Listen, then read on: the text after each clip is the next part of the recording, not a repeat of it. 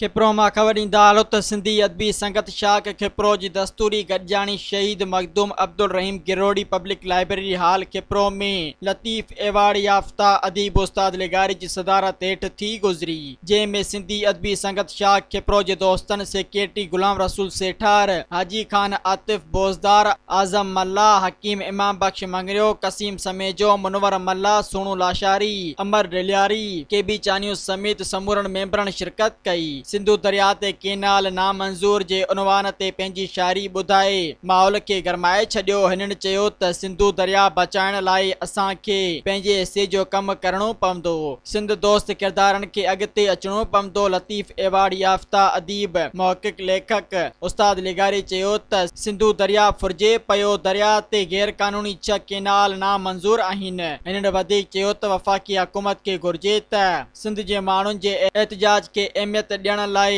गैर कानूनी 6 केनाल मंसूबा रद्द करे, छाकाणि त सिंधु दरिया असांजो जियापो आहे, पाणी ते का बि सौदेबाज़ी न कंदासूं।